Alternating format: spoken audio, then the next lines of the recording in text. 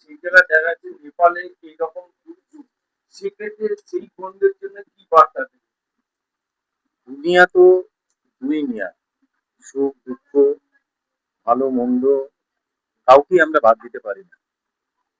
কিন্তু এটাও ঠিক যে মানুষ হিসেবে যখন আমরা একটা অনুষ্ঠানের মধ্যে থাকি, একটা আনন্দের মধ্যে থাকি, তখন যখন আরেকদিকে কোনো বিপর্যয় মানুষকে গ্রাস করে এবং তারা যখন তার মধ্যে পড়ে, তখন আমাদেরও সেই একই সঙ্গে মন খারাপ হয়ে যায়, মন ব্যথিত হয়ে ওঠে।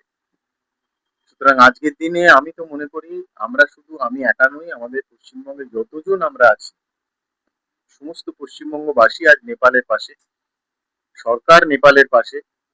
এবং যে ভয়ানক ঘটনা ঘটেছে তার জন্য আমরা মর্মাহত, তাদের প্রত্যেকের পরিবার বর্গের পাশে আমরা সমানভাবে সহানুভূতি সম্পন্ন মন নিয়ে রয়েছি। এবং আমাদের তরফ থেকে যা যা সহায়তা দেওয়ার কথা সেটা আমরা নিশ্চয়ই সরকারকে জানাবো এবং সরকার চিন্তাও করছে। আমাদের এই জেলার বেশ কিছু মহিলাও কিন্তু নিখোঁজ আছে। আমাদের জানি, আমরা আমাদের কাছে খবর এসেছে যে অনেকে ওখানে বেড়াতে গিয়ে এখনো পর্যন্ত তাদের খবর নেই। আমি প্রার্থনা করবো ভগবানের কাছে যে তারা যেন সুস্থ থাকেন যেখানেই থাকুন এবং তারা আগামী দিনে সুস্থভাবে পরিবারের কাছে যেন ফিরে আসে।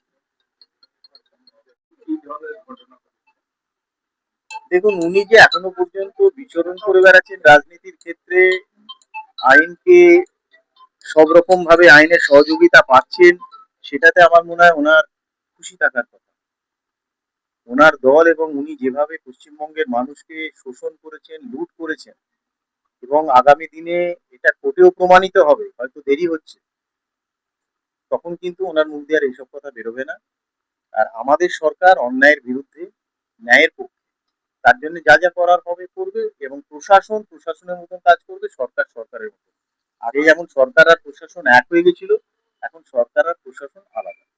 আজকে তৃণমূলের দিবস, সেই আগে ঘটনা আজকেও কোনো ঘটনা ঘটলে তৃণমূল বলছে বিজেপি ইচ্ছাকৃত করছে, শুভেন্দু অধিকারীর বিরুদ্ধে কি করে বলবো, বিজেপির কোনো প্রয়োজন নেই তো। বিজেপি জেতার পরে একটা তৃণমূলের নেতার গায়ে এই শ্রীরামপুরে হাত পড়েছে?